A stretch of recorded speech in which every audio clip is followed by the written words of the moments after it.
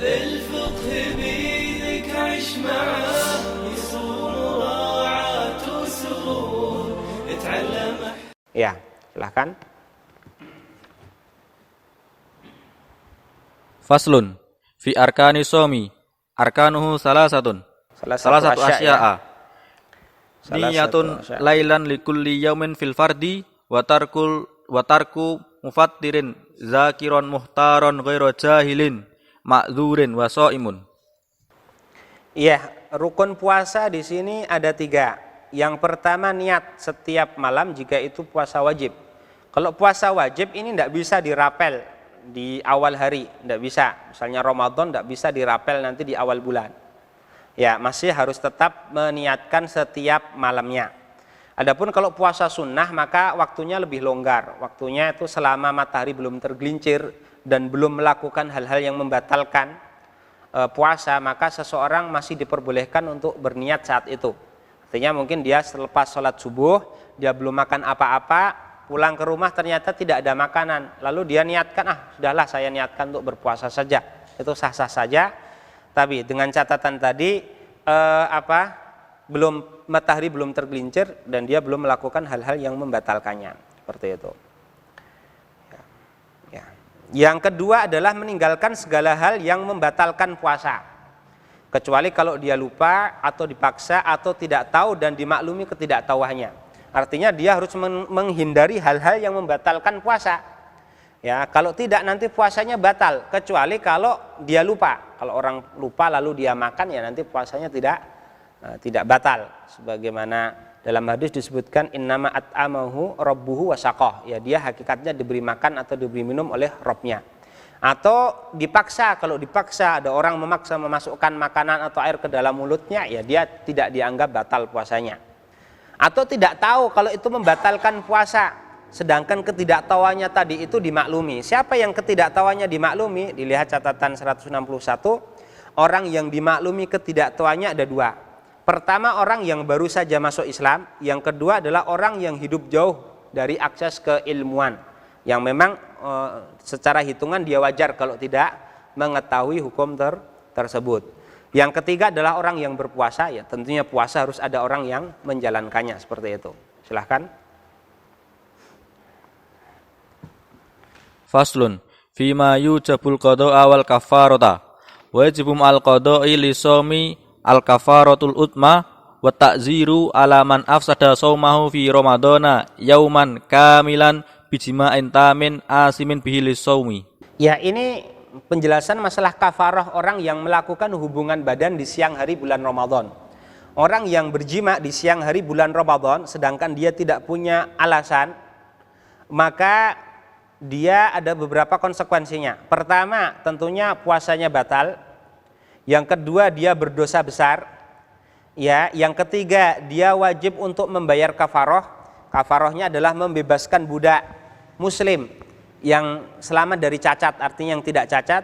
Kalau tidak mampu nanti dia berpuasa 2 bulan berturut-turut. Baru nanti kalau dia tidak mampu dia memberikan makanan kepada 60 orang miskin.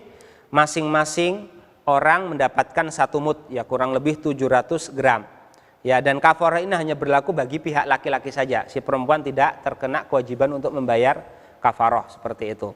Selain itu nanti dia juga ditakzir karena melakukan ya dosa yang besar di pertengahan hari bulan Ramadan. Nanti dia dihukum, ketentuan hukumnya nanti ngikutin pemerintah. Seperti apa? Pemerintahan Islam menentukan hukuman bagi dia, seperti itu. Ya, silahkan.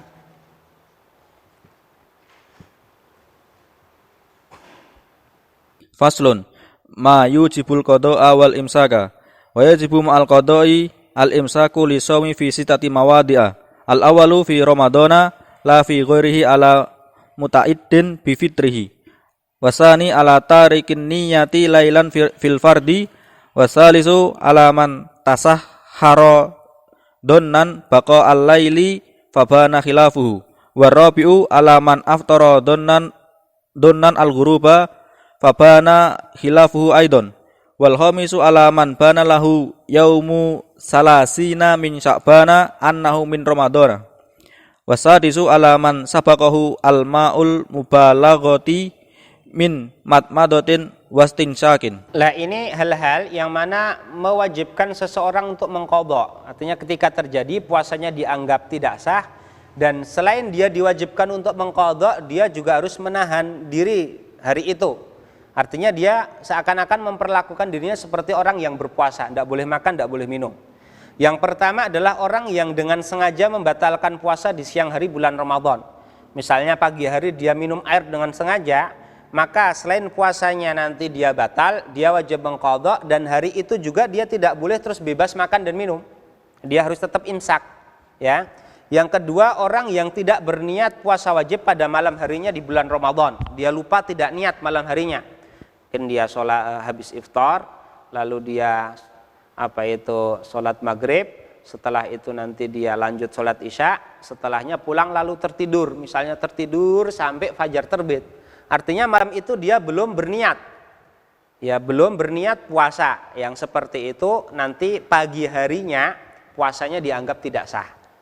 Tapi dia juga tidak boleh makan dan minum, dan puasa tersebut harus diqadha. Dia wajib tetap imsak di hari itu, tapi dia juga diwajibkan untuk mengqadha di hari yang lainnya. Yang ketiga, orang yang makan sahur karena mengira masih malam tetapi ternyata waktunya sudah habis. Dikira kok masih malam, tapi ternyata dia masih makan saja, ternyata fajar sudah terbit. Yang seperti ini juga hari itu baginya dianggap tidak sah, dia wajib mengqadha, tapi tetap saja dia tidak diperbolehkan makan dan minum di hari itu. Yang keempat, orang yang berbuka karena mengira matahari telah terbenam padahal kenyataannya belum. Dikira kok sudah matahari tenggelam, ternyata mataharinya muncul lagi. Tadi cuma mendung saja. Yang seperti itu, nah itu nanti dia puasanya dianggap tidak sah, dia wajib mengqadha, dan sisa waktunya tadi itu dia terus tidak boleh bebas makan dan minum atau melakukan hal-hal yang membatalkan puasa yang lainnya. Itu tidak diperkenankan. Dia wajib tetap untuk imsak. Yang kelima, ala man bana lahu yaumu 30 min Sya'ban annahu min Ramadan. Ya, dia kira ini masih ikmalu Sya'ban, masih karena hilal belum terlihat disempurnakan. Hanya saja dia tidak tahu aslinya sudah ada yang melihat hilal, cuma dia tidak mendapatkan informasi. Lah, yang hari yang dia kira itu hari 30 bulan Sya'ban yang ternyata itu adalah awal Ramadan, dia taunya mungkin baru siang hari, ya hari itu harus dia qadha. Dan sejak saat dia mengetahui informasi tersebut, dia juga tidak boleh makan dan minum, seperti itu. Yang kelima, orang yang menyangka masih yang keenam adalah orang yang tidak sengaja menelan air karena berlebihan dalam matmadhah. Ya gini, matmadhah bagi orang yang sedang berpuasa hukumnya makruh. Matmadhah ketika wudhu dan istinsyak aslinya hukumnya sunnah, tapi jadi makruh kalau orangnya sedang berpuasa. Lah nanti kalau dia matmadhahnya berlebihan, ya matmadhahnya berlebih-lebihan dalam matmadhah, hukumnya sunnah dalam kondisi normal. Tapi bagi orang yang berpuasa berlebih-lebihan dalam matmadhah hukumnya makruh. Dan nanti kalau dia nekat dan ada air yang sampai masuk ke dalam tenggorokan, maka nanti puasanya batal, dia wajib untuk mengqadha, dan sisa waktunya dia tetap tidak diperbolehkan untuk makan dan minum. Nah, itu pembahasan masalah hal-hal yang mewajibkan qadha, selain itu juga mewajibkan untuk imsak. Seperti itu. Ya, silahkan.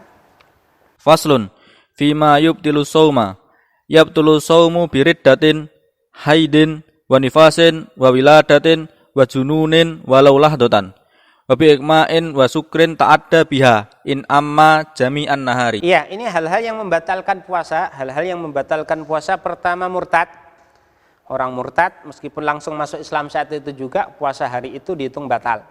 Atau perempuan haid, ya pertengahan hari bulan Ramadan dia haid, maka hari itu dianggap batal, ya. Terus yang ketiga nifas sama juga, dan melahirkan itu termasuk yang membatalkan puasa. Ada perempuan melahirkan di siang hari, ya puasanya batal.